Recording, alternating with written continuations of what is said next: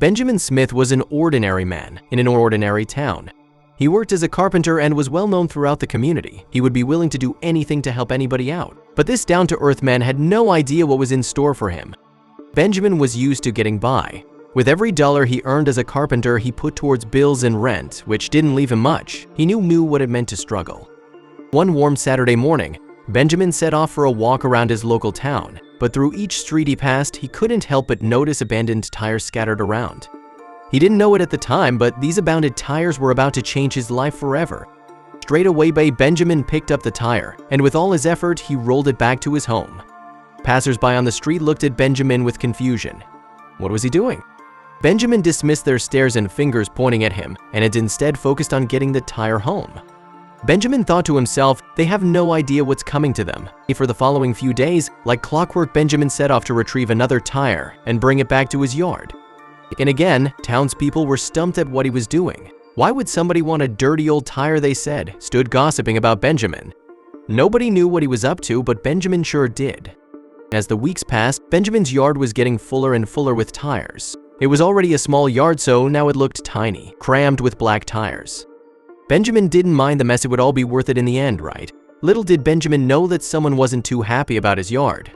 Benjamin's neighbor Anthony wasn't happy with the tires in Benjamin's yard. He often laughed and pointed at Benjamin whenever he saw him. "You obviously don't have a big enough house," he yelled to Benjamin with a smirk plastered on his face. Benjamin felt embarrassment and shame wash over him as he felt his neighbor's nasty words cling to his body. But this neighbor would soon regret laughing at him. For as long as he could remember, Benjamin very rarely had material possessions. Growing up, his family wasn't well off, and later on, in his adult life, it seemed like he couldn't catch a break. So when his neighbors started belittling him because of the tires in his yard, it only motivated Benjamin further to prove him wrong. To prove everyone wrong. You see, as Benjamin worked as a carpenter and had a lot of free time recently, he had started to experiment with designs and furniture pieces. And so, one warm Friday afternoon, after months of collecting random unwanted tires, Benjamin got to work on his plan. Nobody was expecting this. Benjamin had spent the weekend breaking a sweat and working away at his new design, using the unwanted tries. When he was finally finished, he let out a sigh of relief and wiped away the sweat that dribbled down his forehead. It was finally completed, and the end result would leave everybody lost for words. Benjamin had transformed the old unwanted tires into tables, stools, and armchairs. Their finished look was truly beautiful, and as expected, they took off. Within a year of releasing and selling his new items, he made 4 times as much as what he used to make. It was incredible. But despite his success, Benjamin had no idea someone was about to come and rain on his parade. Benjamin didn't know it at the time, but somebody was watching Benjamin revel in his success and achievements, watching his every move, envious of what he had accomplished, and they weren't too happy about it. In the next 2 years flew by, and Benjamin and his creations had gone from strength to strength. He had gone national, with numerous towns 100 miles away wanting a piece of Benjamin's furniture. When Benjamin kicked back and relaxed one Friday evening after a long week of work, he heard a knock at his door. He got up to answer, and as soon as he saw who it was, he stood frozen in his tracks. And as Benjamin opened the door to the unexpected visitor, his mouth dropped wide open to see it was none other than Anthony.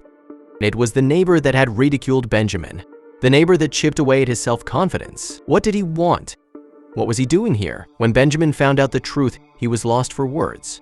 "I need a job," Anthony slowly muttered, avoiding all eye contact with Benjamin, the man he had ridiculed 2 years ago. "I want it on your business," he said. Hearing this, Benjamin felt joy from within. "You really expect me to do that?" Benjamin asked. "Please," Anthony replied, begging at Benjamin, and for some strange reason, a smile crept up Benjamin's face. Benjamin didn't know what to do. On one hand, he wanted to shut the door on his face and head back into the living room. And then, on the other hand, he wanted to give his neighbor the benefit of the doubt he was begging, so clearly he was desperate. What Benjamin did next left the neighbor just as humiliated as he made him 2 years ago. He had it coming.